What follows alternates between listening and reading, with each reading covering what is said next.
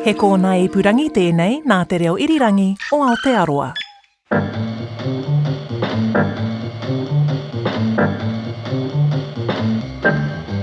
Well, kia ora and welcome to Context with me, Corin Dan. And me, Guy and Espin. Context is the backstory to the front page, where we take an issue that's making news today and we trace its long shadow to figure out how it was that we got to where we are today.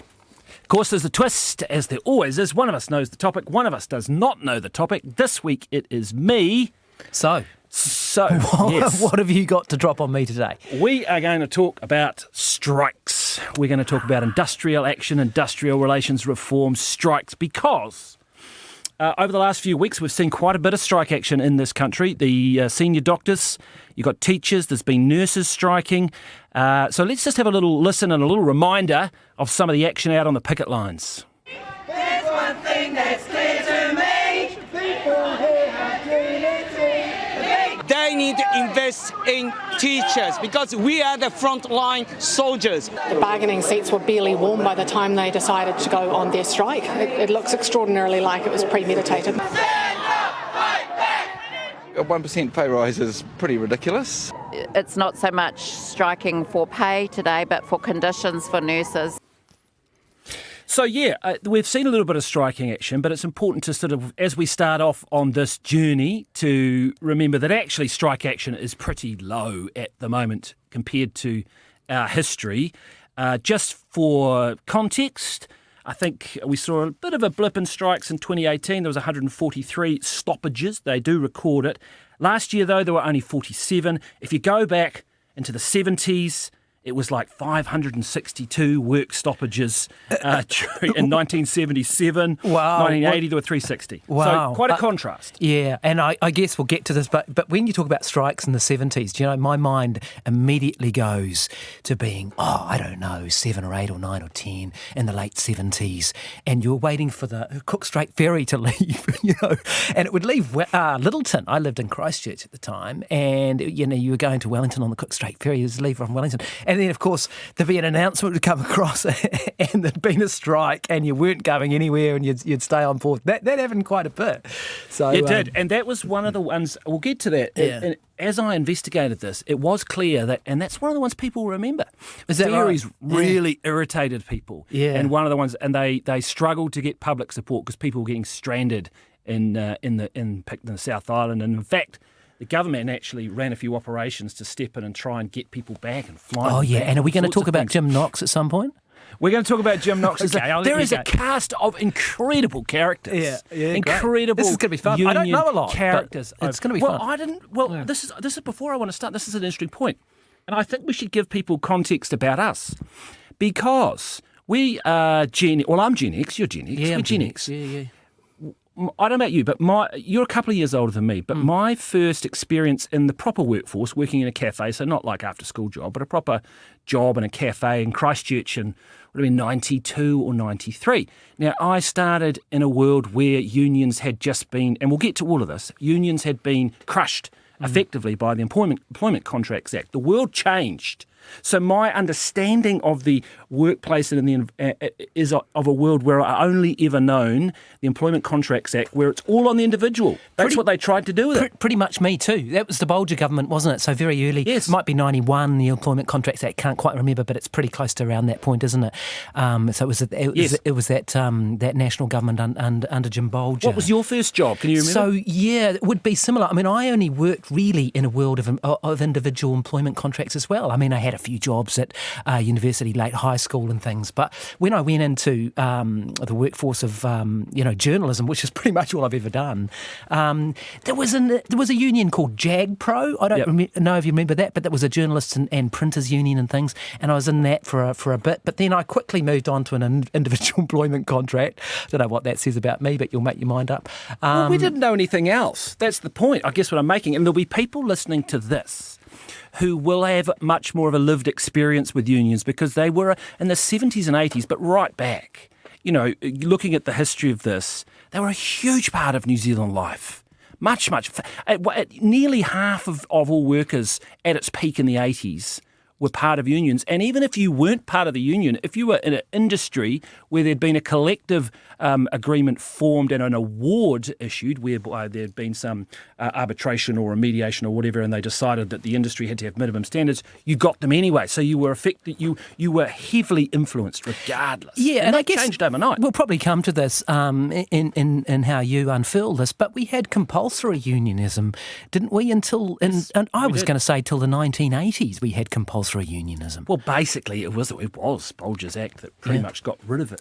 Pretty much got rid of that. All right, let's go right back then. Let's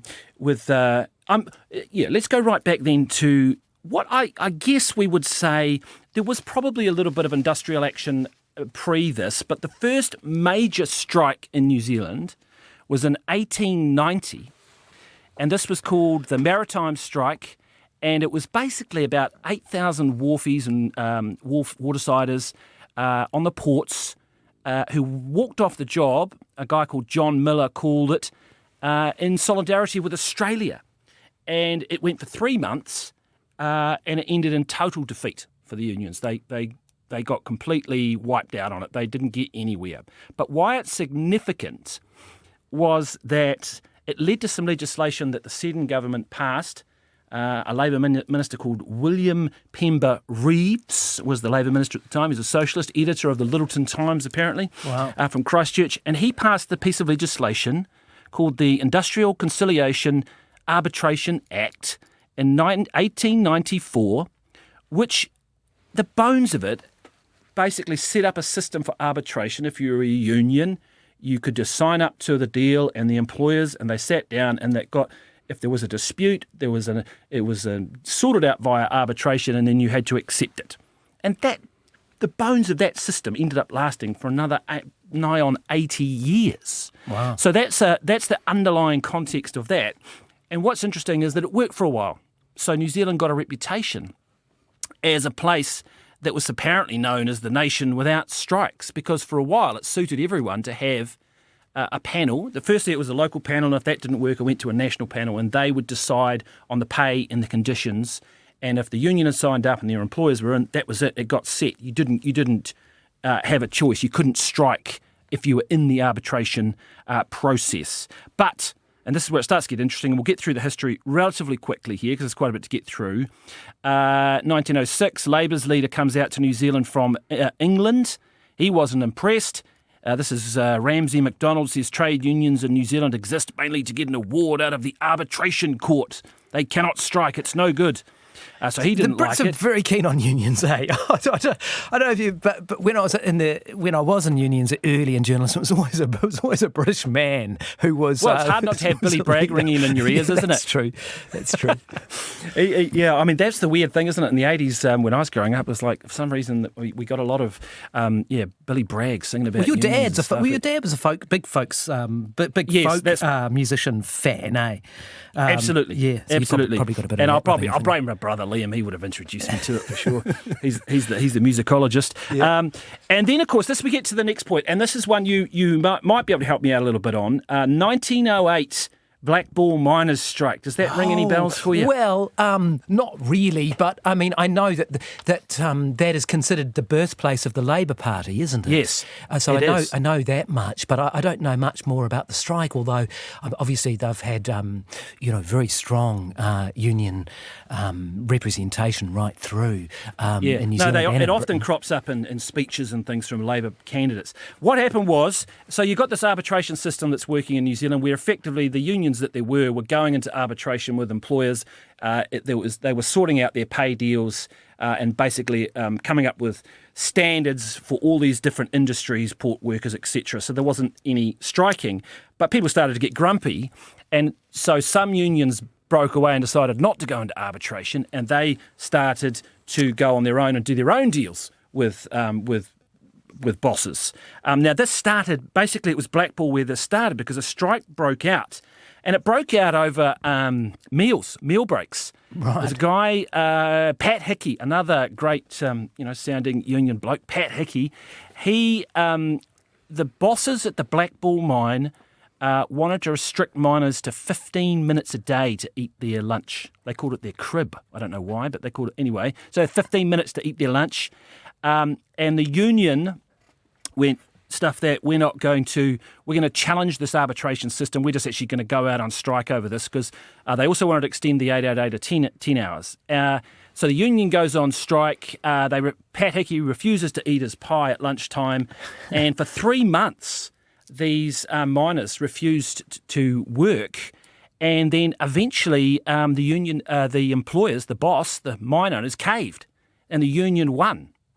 And this was seen as a huge blow to that original system of arbitration where everyone played nicely and went into the system and sorted it all out, because the union, when it had gone out on its own, and it created the forefather of the Federation of... the FOL, the Federation of Labour, yes, the right? Federation of Labour, exactly. Yeah, and they were a big force right up into the 70s and 80s, weren't they? Huge. And that was seen as the founding part of that. They were labelled the Red Feds. That was the So is that the link, is it, to the Labour Party?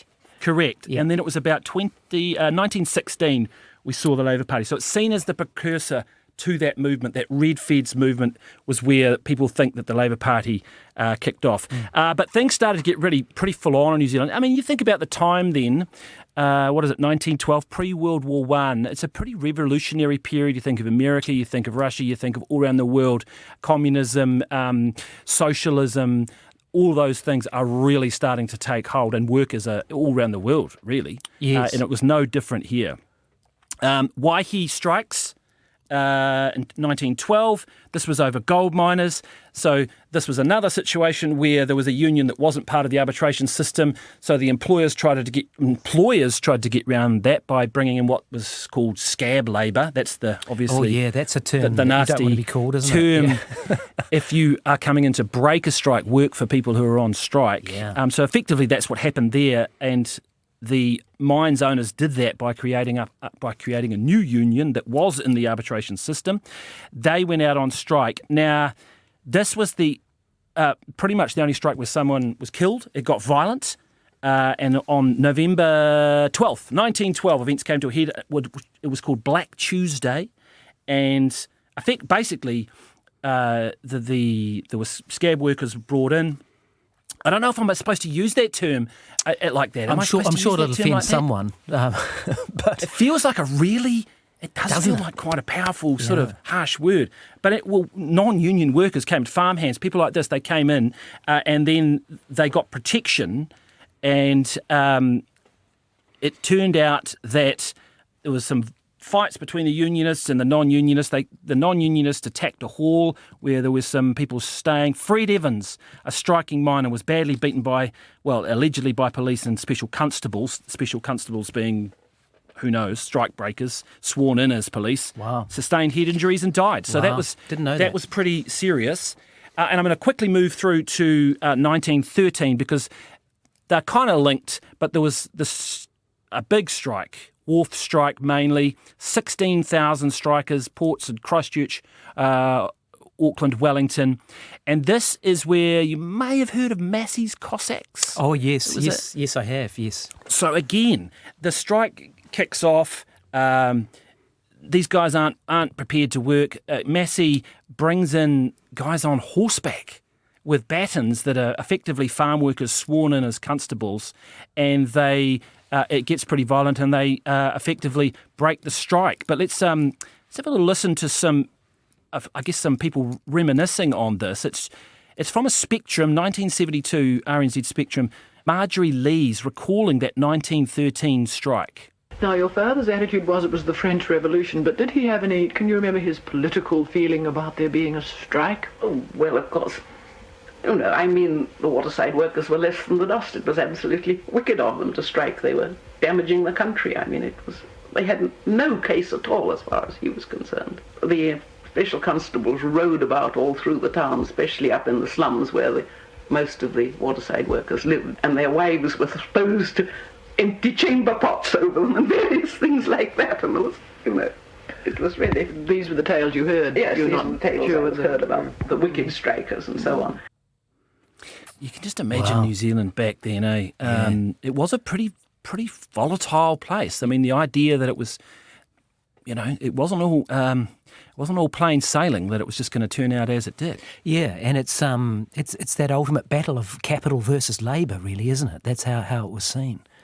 Yeah, and one of the things that comes through here, to me, is you can see how in times of economic prosperity things fade away, and or when labour's short and the unions have power, or when the employers have the power, and you can see the swings in balance, and then you can see how governments have tried to respond with legislation to deal with that.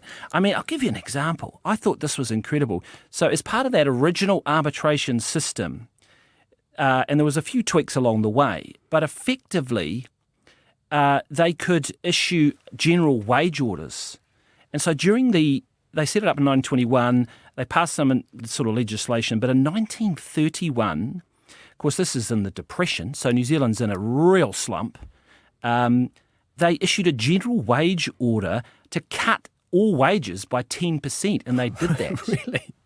Wow. Now, can you imagine? It's an interesting response, though, because if you think about, what do you think? Because it's like, if you think about COVID, when COVID hit, and some of the radical responses that people were thinking we needed to do, because there's a country, you're in the shtuck. I mean, so what did we do in COVID? We borrowed like crazy, printed money, did whatever we could. But I guess one response back then was, take a haircut on your pay. Take a massive wage cut. Wow. Of course, there were huge protests about it, but and it's arguable it was one of the factors that then led into the 1935 Labour government, the Savage government, which came in, and they did bolster. I'm going to get through this a bit quickly. That they did bolster the arbitration system. They certainly made union membership compulsory, like you mentioned, and any worker covered by an agreement. Say you worked in a cafe or whatever, and even if you weren't in the union, if there was an award for cafe workers, right, and you it were set covered minimum by standards, it. So that's where the compulsory, by it, whether you liked it or not. right. So that's where the compulsory unionism started, really, was it? Yes. Yeah. Yes, absolutely. Now, this is where we get to, arguably one of the most contentious periods in New Zealand history, full stop, let alone strikes, and that is the 1951 waterfront strike. Any ideas on how long that lasted? No, the touchstone for me of the waterfront strike was it was the first snap election. I think there was a snap election associated with that. Yes, there was. Gosh, did it last? It would have been several months, would it? Would it even a year? 151 days. Okay, so about half a year. Well, not quite. And it brought the country to an absolute standstill. Let's have a listen to the Prime Minister of the day, who went really hard, Sid Holland.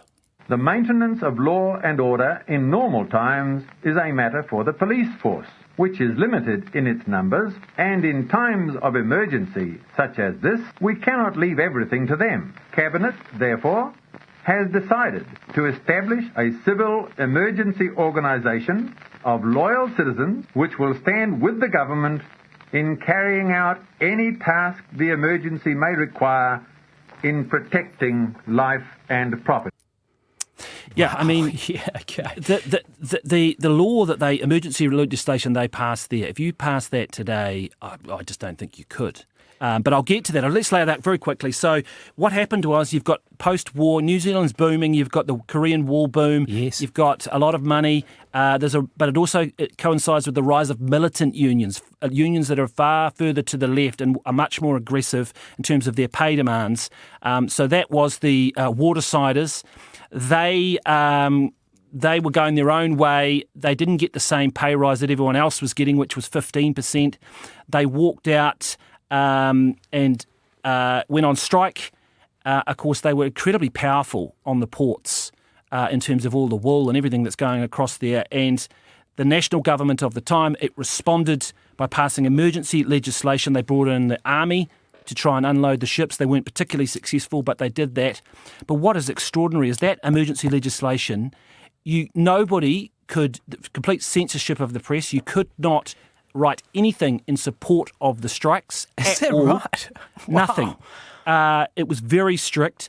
You could not even you couldn't assist anybody or a family of a striker or a child of a striker, to the point where supposedly at a primary school in Wellington, the children of strikers, the other children were told they could not share their lunch with them. Wow. It was extremely strict. So much so that then the Watersiders tried to respond by issuing a whole lot of pamphlets themselves and having these illegal secret printing presses in which they tried to fight back. But I'll tell you the thing that really surprised me about this. So let's have a listen from the leader of the Watersiders, was a guy called Jock Barnes.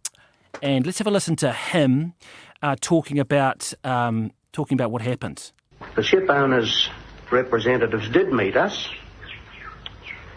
They just said to us, "You're going to get thrupp and safety an hour rise." That's our final word.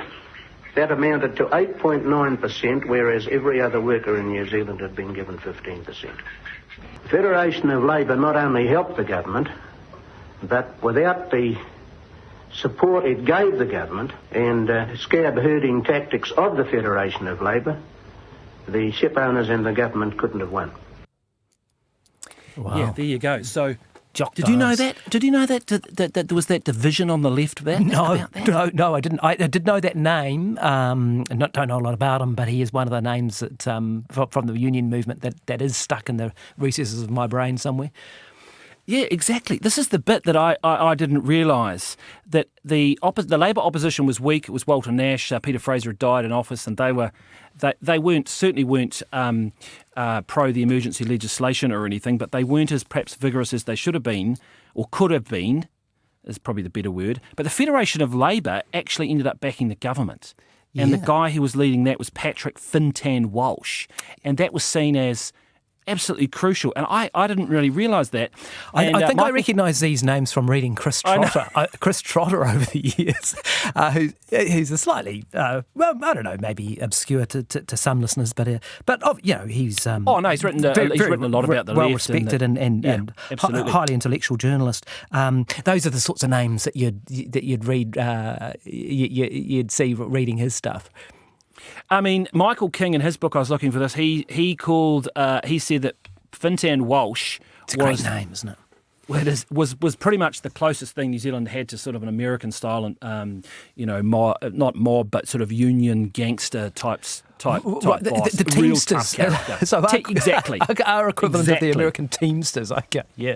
Yeah, and you're absolutely right about the snap election. So Holland senses that the situation has gone his way with the Federation of Labour coming on board, and in fact probably large parts of the population, and calls a snap election on the basis of that, knows that there's fear about communism and all this sort of stuff. Yeah, okay. And so that snap election was 51, was it? 1951? Yes, I think that's right. It was towards the end of that particular strike. Hey, let's whip through... Let's whip through now, and because I want to get to the Employment Contracts Act as quickly as we can, because I know it's an area you have done a little bit on, because I found some research where you had. It was your name. 60s and 70s. That doesn't say that I'll remember it, though, does it? No, you'll remember. The 60s and 70s, dominated by negotiation between industry, unions and the government, and, you got Muldoon and Labour thrashing around. The awards became like a minimum. Yeah. You had... so that you had the ferry strikes, as you mentioned, that were coming through. Do you remember... And I just wanted to bring this up because I just thought it was hilarious.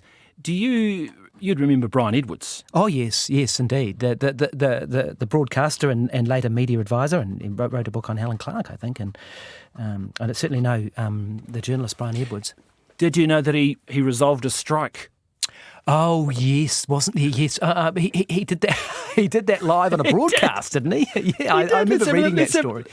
Let's have a little listen. 1970. There's a strike at the post office, a go-slow. So I suppose it's not quite a strike over wage negotiations. He manages to get in both sides of it into the studio and pretty much sorts it out. Let's have a little listen. Can I take it now that you will go back to your members and ask them to consider calling off this go-slow? I will go back to my executive committee and I would recommend to them that they give consideration to calling off the strike. If you give me a ring tomorrow and I can make my arrangements in my side. Would you agree that we have reached some common ground now, and that the situation is perhaps a little more hopeful than it was 15 minutes ago. I would think so. You I will? would think so. Wow. I can't claim to Isn't have that done that. amazing? Have you ever solved a strike on air, No, Colin? I've always kind of wished. I mean, wouldn't it be amazing? I listened I listened to you with May Chen, which doing Morning Report on the morning that we're recording this, and that was a very interesting discussion about arbitration. She was very interesting, Yeah, I thought wasn't she was she? very interesting. She was rolling out some pretty heavy-duty quotes too. Yeah. There was a few references to some ancient Greek philosophers or something. That's right. But I couldn't quite say that you've resolved a strike that I've heard anyway. And we should say, I mean, we seem to come across a lot of old broadcasters, don't we? I mean, Brian Edwards was a titan in his day. Absolutely. Absolute titan in his day. And you deserved a lot of credit for it. He got a lot of credit for that. Okay, so we've got 1970s, unemployment, inflation starts to become a problem. We know all those things. We've talked about them before. Let's get to old Jim Knox, just for the fun of it, because he was the guy who would have been at Muldoon's office thrashing out some, negotiation for an award. And here he is campaigning for Labour, I think, on behalf of Labour. I'm going to call upon all trades councils, trade union committees, we have 25 of them now, spread right from the North Cape to the Bluff, and all our affiliated unions, no doubt the combined state unions who are working now very close with the Federation of Labour, to come out and work as they've never worked before, organise, collect finance to give you financial support, to speak at meetings, and I'll be doing just that myself, leading that, for the return of a Labour government in 1981. Wow. Yeah. I mean, that name and that, and I can see his face now because when I was a kid, and so I would have been, 8 or 9 at that point, and those faces and those voices were a big part of childhood. This was a family I grew up in who were fascinated in politics, and back in those days, you'd have broadcasts of a whole conference. That's probably from a Labour conference or something, is it? Yeah, a Labour exactly. Party conference. It would have been, and they'd broadcast the whole bloody thing, all day, not just clips on the news. I mean, it was a different country. It was bugger all to do. So people would actually listen to that sort of stuff. Well, no, you're quite right. Fascinating character and demonised on the right too, obviously, wasn't Yes. he? I mean, they hated him. Yes, I mean, he cut his teeth on the waterfront strikes by all accounts, he? and Yeah, he worked his way up. He was a tough character, but he was the guy who was trying to do a lot of deals. He was the head of the Federation of Labour.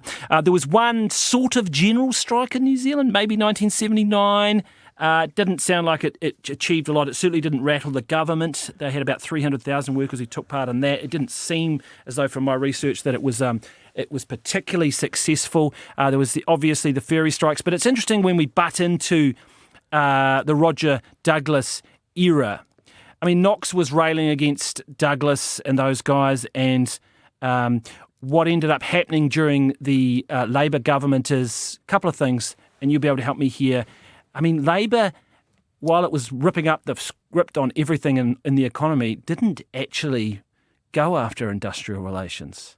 I mean, it kind of left that alone. That's interesting. And I haven't spent a lot of time thinking about that, but that is true, isn't it? And Jim Bolger, who I recall was a Minister of Labour at an earlier part in his career, when he became Prime Minister, the Employment Relations Act that we'll talk about in a sec, that was the major change. I mean, that was the part of the unfinished business, I suppose, wasn't it? So Labour probably did leave that alone. Remember too, though, that they had Jim Anderton as a president in those years, and he would have taken a pretty dim view of well, when we think of into conferences, what about that? Yeah, and that's maybe one for another context. I think back to when he was, the Labour Party was tearing itself apart over Rogernomics, and there was Jim Anderton just, giving it death in those Labour Party conferences with the young Ruth Dyson. It was young Ruth Dyson who was the president at the time. The most notable thing, I think, from that period so that's the Labour government comes in 1984, brings in the neoliberal reforms, but didn't really venture heavily into industrial relations reform, left that award system in place by and large. The combined trade unions, that's the CTU we know now, was formed. That came out of the Federation of Labour and the combined state unions because, of course, we had more middle class, we had more bureaucracy, we had more teachers, we had more nurses, and they became heavily unionised, a la what we're seeing a little bit more today. So those state unions became far more influential during that period. One little footnote there, Mike Moore, he came up with an idea, and again, Mike Moore, he just seemed to have some quite good ideas. Right at the end, so 1990 or something, came up with something called the Compact. That's right. There's some sort of social compact or something, wasn't there? Yeah, some sort of societal deal. I can't remember the details. But well, he reckoned that you got limited to pay rises of 2%, with bigger pay hikes needing to be linked to productivity gains in exchange for pay restraint and, that sort of thing. It never got anywhere because they lost, of course. And then, let's go to Jim Bolger, maybe talking to yours truly, I think might be the way to go. Let's have a little listen and you can help me out. We had drafted the outline of the legislation, the Employment Contracts Act, to put greater responsibility back on the individual leadership in the unions and in the employers rather than the central bodies. Now, for years, we have very few strikes.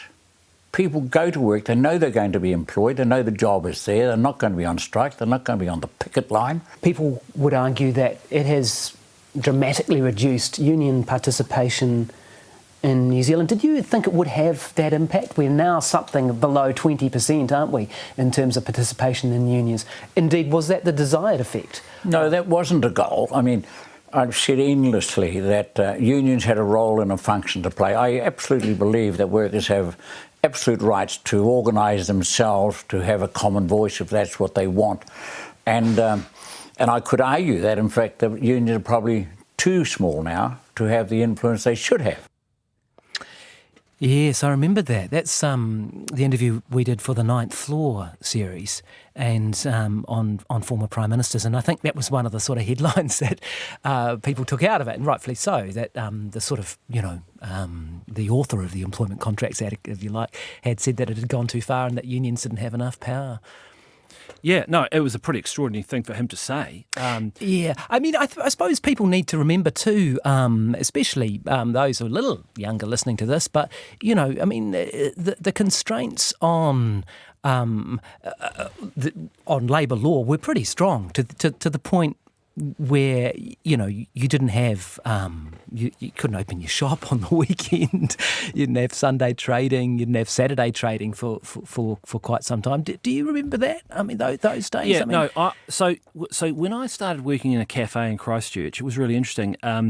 It was a popular cafe, but it didn't have it. It grew enormously as soon. The growth really grew when they brought in Saturday trading. When they suddenly could open up all these different hours, they went to 24 hours. It suddenly, it exploded. You weren't working at Caffeines in the square, were you? No, I was working in a place called Le Cafe in the Arts Centre. Oh, yeah, I know it. There's no harm in saying what it was. Yeah. It was a very popular cafe, and it was. But what was interesting, there were people working there who had been under the old system, who had time and a half, would have normally got time and a half, or double time for doing various shifts and things, But I'd turned up, and a lot of my friends that were working there, we were, didn't know anything about that. We just worked for whatever the hourly wage was and just checked and hoped we had a shift. If we were on the roster, we'd be happy. You worked hard and you got a shift, but there was no guarantee. It was very sort of... So that was the job security, arguably, but there was a job. And remember, what was the unemployment rate in 1993? You'd remember pretty well. I mean, it was massive. Well, it peaked at... God, I'm going to sound like a geek here. It did peak...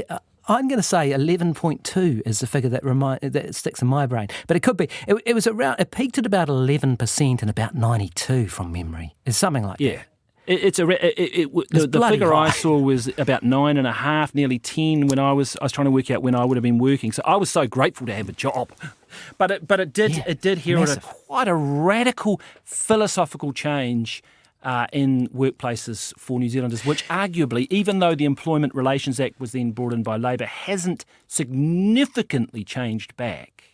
I don't know. What do you think? Oh yes, with Margaret Wilson, you mean that after Helen Clark took over in 1999. So that softened it. It softened the Employment Contracts Act. Yes, it did. But as Jim Bolger was saying in that clip we played from the Ninth Floor, I mean, unions were heavily diminished by the Employment Relations Act and never really recovered. I mean, certainly not in the private sector, right? So where are the big unions now? I mean, they are in the police, right? The Police Association, massively unionised. teachers are still massively unionised, doctors and nurses are still massively unionised. So those kinds of positions, and they're usually state agency positions, are still heavily unionised. But like in our own profession, I mean, that unions still exist, but they don't have much clout and nothing close to what they used to. Union membership plummeted after the Employment Contracts Act. It was up around 50%, 600,000 workers, and now, for example, it's 14.5%. Is that right? Okay. And you know what's really interesting? And I keep double-checking this, and someone may prove me wrong, but it's Australia's union membership is actually lower than ours at the moment. Is that They're right? At 13.1%, which I couldn't believe. Yeah, I thought, and I think I've said on this program that Australia had quite strong unions. So that was always the sort of narrative. Here's the difference. Yeah, here's the really key point. Here's the difference. So we ripped up, we brought in the Employment Contracts Act, and we brought flexible labour laws, right? The flexibility was, and the goal was to make us more productive if we were more flexible and get the economy going. And we can debate, people will debate till the cows come home about whether that worked or not. In Australia, we got rid of all the awards. So those industry-wide awards that set minimum standards for cafe workers or port workers or whatever it was. And then unions would add bits on top of that and do their own negotiations. But those awards were there as a backstop for standards, minimum standards, pay conditions, things. Australia didn't get rid of those. We scrapped them. Yeah. So they kept them. They've still got them. They've still got the awards. Yeah, whereas they don't. They're seen as laughable here, aren't they, when a political party tries to reintroduce those? They're seen as, they get mocked, don't they? Well, why don't we jump there? Jacinda Ardern did try with her fair pay agreements, but it was only for two. It was like bus drivers, and I can't remember what the other one was. It was very narrow. Of course, there was an irony in it that Jim Bolger was on the working group having a look at it. Maybe after we got Jacinda Ardern. Should we have a little listen to Jacinda Ardern on that? We've had employers say, actually, in this particular industry, we would like to have, minimum standards so that we can maintain good health and safety, decent standards of living for our employees, and it means that we remain competitive with other people who might try and contract. Of course, it was the first thing that National scrapped. They're gone now. That was never going to survive a change of government, was it? No, but it is interesting, that you're not wrong with that theory, I don't think, about Australia, in the sense that because they arguably kept those awards, it acted like more of a backstop. I mean, New Zealand's got a reasonably robust minimum wage system and has generally increased its minimum wage. Most governments, sometimes not as much of inflation, but it's seen as though the thing that governments do every year. Yes, relative. I think that I've seen figures that relative to the average wage or the median wage in New Zealand is fairly high in OECD terms, isn't it? In terms of what the minimum wage is. Yeah, no, I think New Zealand, and certainly under the last Labour government, they obviously ramped it up as hard as they could to the point where businesses were starting to really They're starting to squeal a bit, weren't they? Yeah, and then this government has slowed the pace down, but it hasn't stopped. So the Employment Contracts Act, radical change, really. I'd be interested to know your thoughts, what you think about this. Yeah. So some people, because you talked to Bolger about this idea of, did it deliver the productivity gains and the economic gains that we wanted as a country, or was it just cheap labour for firms? Those are the two sort of competing arguments. I don't know. Yeah. And I can't quite tell, and there's divided views on that. I think probably it leans on it just provided cheaper labour. It was probably like Brian Easton's and people like that, economists would say. But I mean, that's incredibly politically contentious, isn't it? It is. Really. Jim Bolger's view in that interview was that it had gone too far and diminished the power of the unions too much and allowed the employer in that relationship to take advantage of workers, and that had meant that wages and productivity hadn't been what they had hoped, and he felt that needed some rebalance. And it was probably those kinds of comments which saw him getting asked by Jacinda Ardern's Labour government to be involved in some of those panels and things. But it certainly was his view that in retrospect that it tipped too far to the employer. That's pretty interesting, that he thought that. I listened to around a bit, and one interview, Roger Kerr, who was the head of the Business Roundtable for a long time. He was on Catherine Ryan reflecting about his time, and he argued, very strongly that those changes, along with, were instrumental in delivering. And, and he had his own productivity gains were massive for New Zealand. And even though, and that we came out the other end of the 90s in a much better position. So, I mean, people will argue, as you say, I think it's just it falls along political lines. It does. And it's just such a different world, and our attitude to work is so different too, isn't it? I mean, we live now in a gig economy where, someone might do half a job here and then Uber drive on the side, and that same person expects to be able to buy something pretty much 24/7 and expects places to be open all the time. And that's, those expectations are very hard to pull back, aren't they? So, you might be listening to this and think, it's really not fair on the worker, but then you have to ask yourself whether you are prepared to have those limits that we did have with that. Because, Jim Bolger talked about that too. You couldn't shop on a Saturday, or you couldn't, I see even out today, Brooke Van Velden, who is the minister in charge of this area today. I haven't studied it, but she's looking at changes to some of these labour laws and to holidays acts and things like that. So it depends what societal expectation is, isn't it? And often when you have a lot of freedom and you have the individual's right to go and do whatever they want, whenever they want, that is going to have an equal and opposite effect on the other side in terms of conditions and rights and protections and things. So, that really is the sort of political dividing and fight line. Definitely. Isn't it? And it's been interesting to look at the industrial relations over the last 10 or 15 years. Obviously, so Labour brought in the Employment Relations Act, Margaret Wilson, this was Michael Cullen and Helen Clark, and that did soften some of the harder edges and make changes to the Employment Contracts Act. It brought in an idea of good faith bargaining, which is pretty central, this idea that, both sides are coming on, it's got to be in good faith, and that's been a pretty core, that was Margaret Wilson's core principle there. And there's been plenty of tinkering on both sides of the political divide ever since then. One, Left or Labour will come in and they'll make changes, the 90-day firing. Well, that was interesting, wasn't it? So the 90-day trial. So John that's Key been back and forth a few times. Yeah, John Key was very, very big on that. That first came in. Well, that's back John now. Key, So, and now it's back, yeah. But he extended it, didn't it? Because it started with just for SMEs or people with under 20 employees, I think. And then was it extended out more widely, was it, to all businesses? I think it might be. I'd have to double check that. It's certainly back now. And then there's even a fire at will type legislation. I was talking about it on Morning Report this week, where for anyone earning over $180,000, you can't take a personal grievance. Yeah.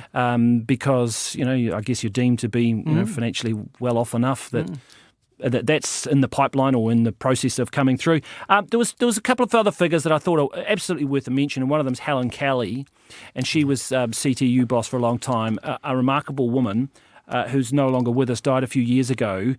She kind of led the CTU in a slightly different direction in that she focused obviously very hard on workplace safety, 0-hour contracts she fought against. Yeah. But she showed again that leadership in that role, can have a big influence, and she was very influential. Let's have a listen to her.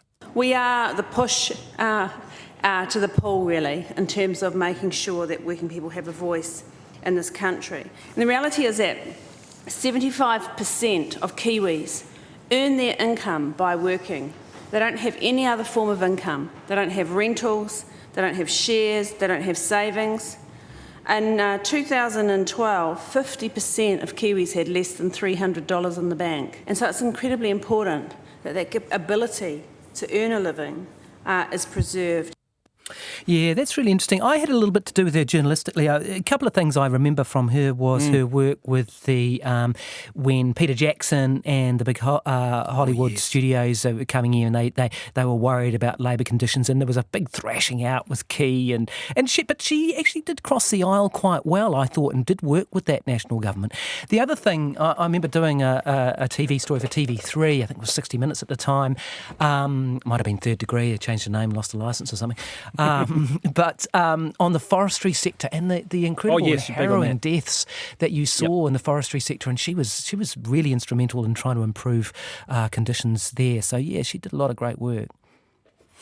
She did indeed. Well, that brings us to the end of this context. I have to say it was an I'm issue. on overtime now, mate, so this is you've breached my conditions. Yeah, I don't know. Well, I'm about to go on holiday, so I'm not sure what my holiday pay is, because that might have changed. That might as have well. changed. Yeah, go and talk to Tex Brooke Van Velden. There's something going through the Parliament as we speak. Hey, good to talk to you, Guyan. Thank you for listening, everybody. We'll catch you again next week. Thanks for listening. You can follow and listen to Context for free at rnz.co.nz or wherever you get your podcasts. Now, you can watch the show on YouTube. Just search for Context RNZ. If there's something in the news you want some context for, do flick us an email. context@rnz.co.nz. Context is hosted by Guyan Espiner and myself, Corin Dan. Our producers are Miranda Fisher and William Ray. Our sound and video engineer is Corey Fuima-Ono. And Ursula Scott is our Wellington studio operator. Our production coordinator is Brianna Uritich-Gregg. And the executive producer is Tim Watkin.